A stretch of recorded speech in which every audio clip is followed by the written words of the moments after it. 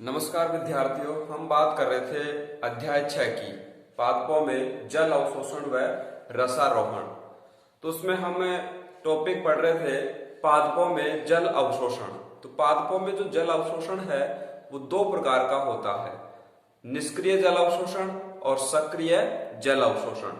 तो पिछले वीडियो में हमने निष्क्रिय जल अवशोषण की बात की थी जिसमें ऊर्जा की आवश्यकता नहीं होती, और उसकी आज हम बात करेंगे क्रियाविधि की। निष्क्रिय जो जल अवशोषण है वो किस प्रकार से संपन्न होता है, तो जो परिभाषा के अनुसार हम देखें कि जो पत्तियां हैं वो मूल कारक है इस प्रकार के अवशोषण में। तो पत्तियों में एक घटना होती है, जल की हानि होती है वाष्प के रूप में, तो उसको बोलते हैं वाष्पोत्सर्जन। वाष्पोत्सर्जन हो रहा है अर्थात जल की हानि हो रही है, और जल हानि से पत्तियों की जो शिराएं हैं, पत्ती की संरचना पढ़ चुके हैं। एक सामान्य पर्ण की संरचना आप देखें तो इस प्रकार से संरचना है, पर्णवृत्त, मध्य शिरा और ये पार्श्व शिराएं। तो ये कहलाती है पत्तियों की शिराएं। तो पत्तियों की जो शिराएं हैं उनमें क्या उत्पन्न होता है, एक तनाव उत्पन्न होता है, और उस तनाव को क्या कहते हैं, चूषण दाब या वाष्पोत्सर्जन खिंचाव।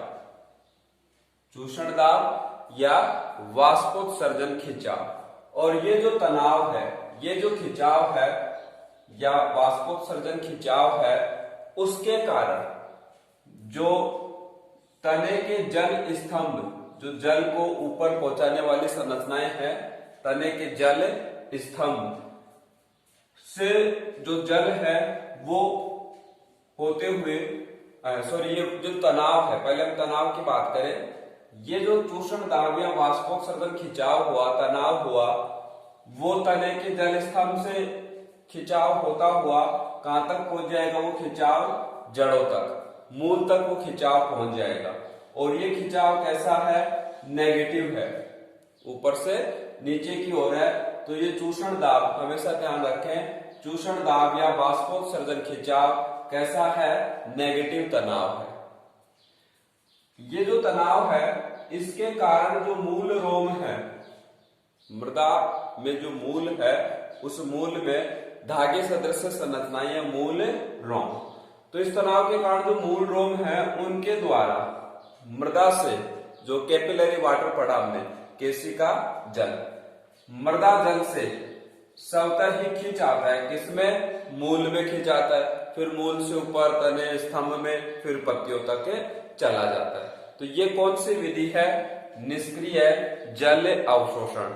इसमें किसी प्रकार की ऊर्जा की आवश्यकता नहीं होती। इसको हम एक सिंपल उदाहरण द्वारा समझ सकते हैं।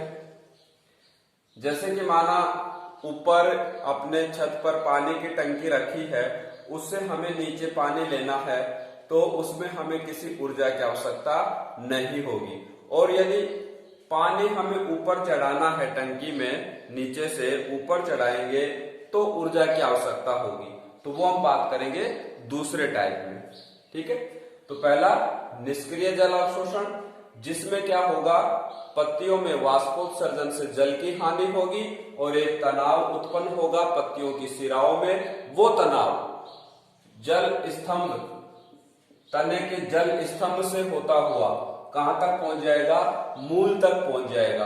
और उस तनाव को क्या कहते हैं, वाष्पोत्सर्जन खिंचाव, जो कि नेगेटिव तनाव होता है, और उससे जल फिर ऊपर चढ़ता है।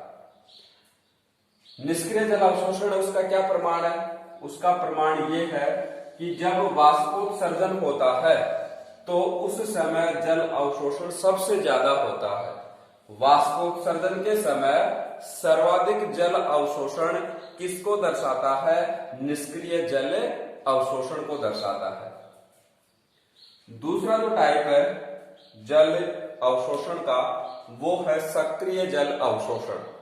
सक्रिय जल अवशोषण का सिंपल सा अर्थ ये है कि उसमें ऊर्जा की आवश्यकता होगी, और सजीवों में ऊर्जा की इकाई क्या है, एटीपी, एडिनोसिन ट्राइफॉस्फेट। एटीपी सजीवों में ऊर्जा की इकाई है। तो क्या परिभाषा होगी, सक्रिय जल अवशोषण की। निष्क्रिय में देखिए कारक कौन था, पर्ण थी, पत्तियां थी। अब क्या है, जब जल अवशोषक के कारक, जल जो अवशोषित होगा उसका कारक या उसका जो बल है वो कौन है, मूल की कोशिकाओं में उपस्थित है। पहले कहां पर थे, पत्तियां उत्तरदायी थी, अब की बार कौन उत्तरदायी है, मूल की जो कोशिकाएं हैं वो जल अवशोषक के कारक हैं, उनको हम उत्तरदायी मानते हैं सक्रिय जल अवशोषण में। तो मूल की जो कोशिकाएं हैं वो सक्रिय रूप से जल अवशोषण में भाग लेती हैं, और सक्रिय रूप से जल अवशोषण में भाग लेंगी तो उसमें आवश्यकता है ऊर्जा की। किस रूप में, एटीपी के रूप में। तो इस अवशोषण में एटीपी के रूप में ऊर्जा खर्च होगी। फिर देखिए हम इसकी क्रियाविधि सक्रिय जल अवशोषण की। यह अधिकांशतः उस समय होता है जब वाष्पोत्सर्जन नहीं होता। तो ये तो सिंपल सा अर्थ है, यदि वाष्पोत्सर्जन होगा तो वाष्पोत्सर्जन खिंचाव उत्पन्न होगा, और वाष्पोत्सर्जन खिंचाव उत्पन्न होगा तो कौन सा अवशोषण होगा, निष्क्रिय जल अवशोषण होगा। और यदि वाष्पोत्सर्जन नहीं हो रहा है तो उसको कोई दूसरा समाधान खोजना पड़ेगा। तो दूसरा समाधान क्या है, ऊर्जा की आवश्यकता पड़ेगी। ठीक है, तो सक्रिय जल अवशोषण अधिकतर कब होता है, उस समय होता है जब क्या हो, वाष्पोत्सर्जन नहीं हो। ये जो अवशोषण है सक्रिय, उसमें क्या होगा, मूलों में जो उपस्थित जल स्तंभ है, देखिए यहां पर जो तने के जल स्तंभ थे, पहले पत्तियों से आए, सिराओं से, फिर तने, तो मूलों में जो जल स्तंभ है, मूलों में उपस्थित जल स्तंभ है, यहां पर कैसा था, नेगेटिव तनाव, यहां पर पॉजिटिव तनाव, धनात्मक बल है वो उत्पन्न होगा, जिसको हम क्या कहेंगे, मूल दाब। यहां पर जैसे हमने क्या कहा था, चूषण दाब या वाष्पोत्सर्जन खिंचाव, यहां पर उस दाब को क्या कहेंगे, मूल दाब। और मूल दाब है उसके कारण है वो जो मूल है, मूल में क्या उत्पन्न हो गया, मूल दाब। तो इसके कारण मूल क्या करेगी, मृदा जल है, कैपिलरी जो वाटर जिसको हमने बोला था, मृदा जल को बलपूर्वक अवशोषित कर लेगी, और उसके बाद में ऊपर जो भी उसको भेजना है वहां तक वो पहुंच जाएगा। तो ये कौन सा, सक्रिय जल अवशोषण। क्या होगा,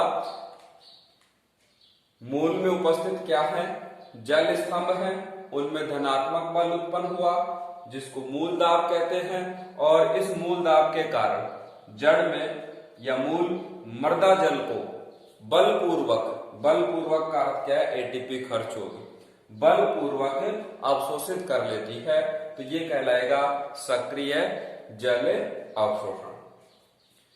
इसके बाद में जो अपना नेक्स्ट टॉपिक आता है, पादपों में जल का मार्ग। भाई पादपों में जल अवशोषण तो हो रहा है, चाहे वो कुछ घटनाओं में सक्रिय रूप से हो रहा हो या निष्क्रिय रूप से हो रहा हो, परंतु जो जल का अवशोषण हो रहा है उसका मार्ग क्या है। तो पादपों में जल का जो मार्ग है वो नेक्स्ट टॉपिक अपना। तो इसमें हमें पढ़ना है कि जो मूल रोम है, उन मूल रोम से मूल के जाइलम, दो प्रकार के उत्तक पढ़े हमने कक्षा 11 में, जाइलम और फ्लोएम। जाइलम जल का परिवहन करते हैं और जो फ्लोएम उत्तक है वो खाद्य का परिवहन करते हैं। तो मूल रोम से मूल के जाइलम तक जल का जो प्रवाह है, मूल रोम से मूल के जाइलम तक जल का जो प्रवाह है उसको कहते हैं पार्श्वीय प्रवाह है, पार्श्वीय प्रवाह है। और जब ये क्रिया होती है, मूल रोम से मूल के जाइलम तक जल का प्रवाह होता है, तो इस दौरान 3 पथ हैं, उनका अनुसरण होता है।